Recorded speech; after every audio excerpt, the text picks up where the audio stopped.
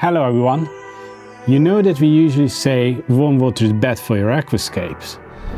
Why do we still sell heaters then? Well, let's dive into this topic today.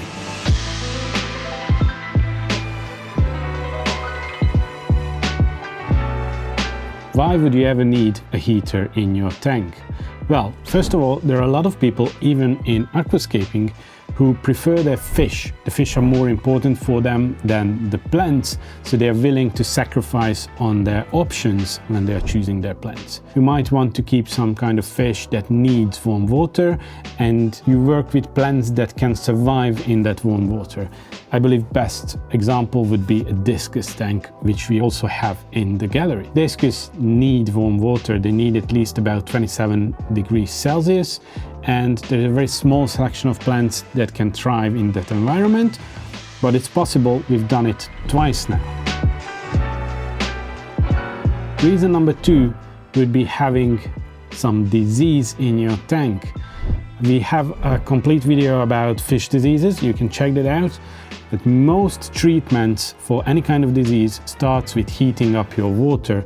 Usually, if we are talking about aquascaping, this doesn't happen in your scape. You usually take out the fish to a separate tank and heat that up. But sometimes it's even going above 30 degrees Celsius as recommendation to start your treatment. So it's handy if you have a heater on hand for stuff like that. Reason number 3. You like it cold, so when winter comes, you don't heat your home as much as most of the people. You are fine with 18-19 degrees Celsius room temperature, and that might be too low for your tank. Usually an aquarium is about 2 degrees higher than the room temperature.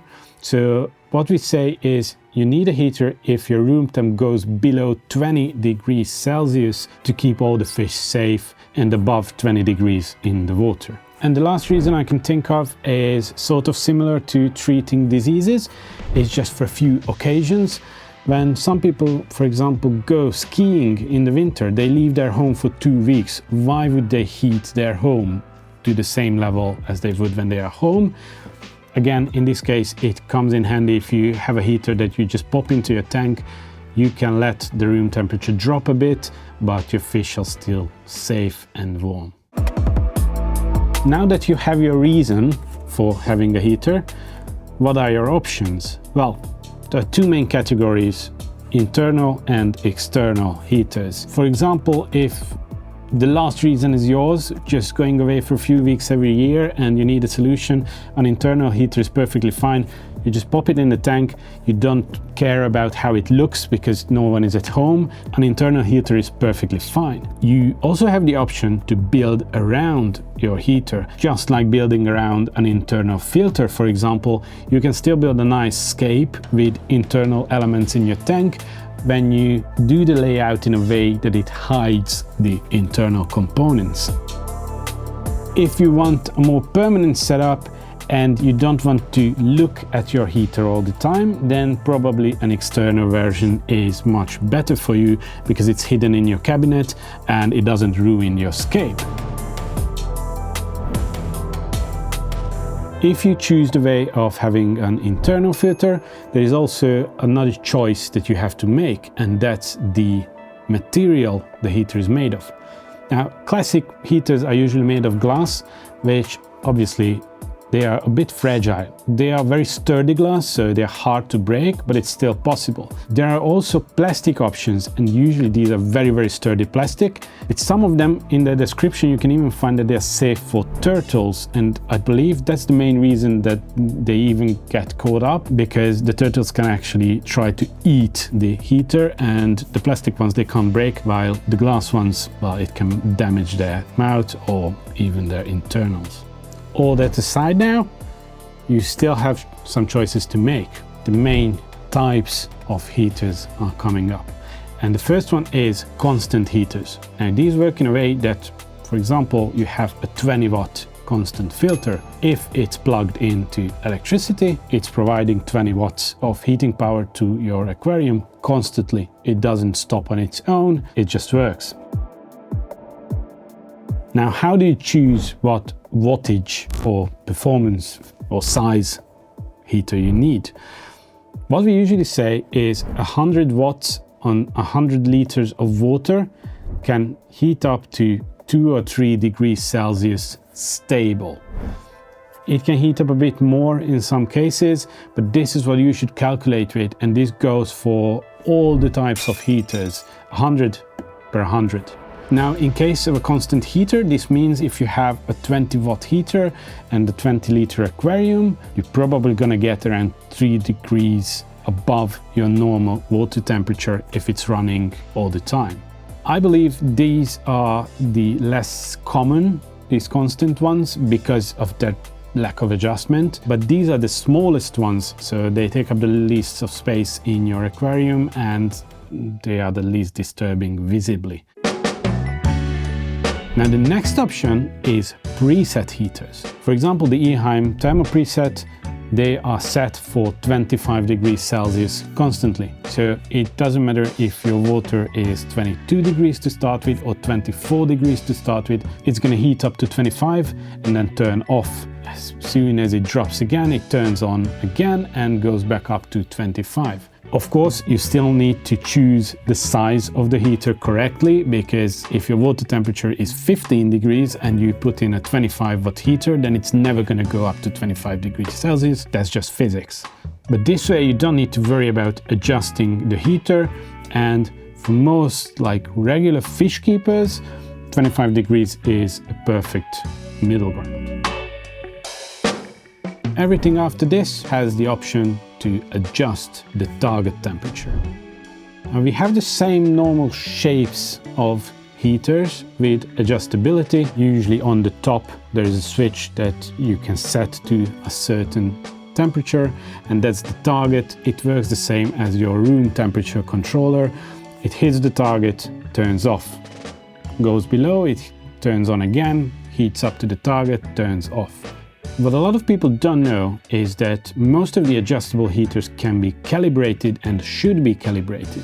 You have the adjustment ring on top of your heater. The way to set it to a target is you put, for example, 26 degrees on the red arrow mark. But the red arrow can be adjusted as well. So you set it up for 26 degrees Celsius target, but you experience that it's always going up to 27 degrees. What you do is you click the arrow to 27 degrees and now adjust back to 26, the main adjustment ring. This way you can calibrate it anytime. Usually this has to be done once when you start using your heater, and in most cases the heaters are calibrated properly, but you still have the option if needed. As every part of our life, smart technology has hit the aquarium heaters market as well. For example, you can have the Eheim heaters in their digital version, which communicate with all your other Eheim digital devices. We have a whole video about that ecosystem, you can check it out. The main reason to do something like this is you can set your heater for different temperatures throughout the day if you want. And also with smart devices, actual power consumption is different. The heaters are not just on or off, but they have mid-ground adjustments as well, and they heat up your tank gradually. Now, Eheim works with Wi-Fi as all their digital devices. What was a bit surprising for me, because we don't really see this technology in the aquatic world, was the solution by Siche. They're using NFC. Well, this way you don't have all the searching for your device and connecting and so on. You just have your heater inside your aquarium. You do all the adjustments on your phone. When you're done, you put your phone next to the heater, obviously outside the aquarium, and it just transfers the information, and that's it. With new generation smart devices, we have arrived to the external heaters, and our best example is the new Chihiro's heater. This one works with all of your other Chihiro's devices. It works from the same app, and they're quite small and quite powerful. So you can install these inside your cabinet, usually on the outflow of your filter, and as the water runs through it, it heats it up. And again, with this, you can adjust the power output. It doesn't use more than needed. You just set the target temperature, And it doesn't just turn on and off like a thermostat, it actually adjusts the used power to keep a constant perfect heating of your water. What if you don't have an aquarium yet, or you're just planning out what you need and you know that you need a heater, or you just want it to be on hand for above mentioned reasons? Well, you can buy external filters that have heaters built in. There are two ways to do this. There are filters where the heater line is installed inside the head of the filter or on the head of the filter, so it warms up everything inside. Or there are options where you have your regular filter and there is space for an internal heater to be installed inside your external filter. Now, what if the most important thing for you is stability in your water temperature? Well, here comes the Eheim Clima Control. With this device, you can heat up if needed or cool down if needed with just one thing. Obviously, this is a bit bigger. You need to put it in your cabinet, but this is the most precise way to have constant stability and control, and it even lets you know if the temperature falls out of your target because of some issue. Of course, this device is part of the digital lineup from Eheim, so it can communicate with your filtration, your UV filtration if you would ever need that. It's all part of this one ecosystem of a smart aquarium. Before we finish, I have a few tips for you guys. Or well, I want to mention a few common mistakes that we see from customers. The biggest one is not choosing the size of your heater correctly.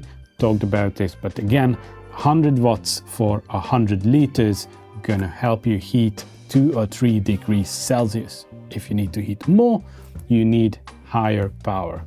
Now the second one is not letting your heater cool down before you take it out of the water. And I don't just mean take it out by hand. Well, that can burn your hand, so that's a problem. But if you just drop the water level below your heater when it's proper hot, it can actually break if it's made out of glass.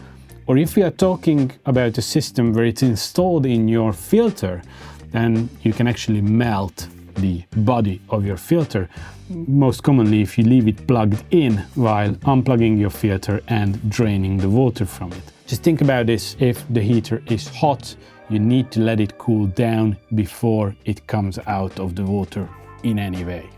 And my last tip is read the manual of the device that you've purchased. No one reads any manuals, but what's important with heaters is that some of them can only be used upright. Some of them have, well, all of them have a minimum water level somewhere on the heater itself. Some have a maximum water level as well. So you need to make sure that you follow all these instructions, otherwise your heater is gonna die quite quick. And in some cases, it can actually damage you or damage your aquarium or hurt the animals inside.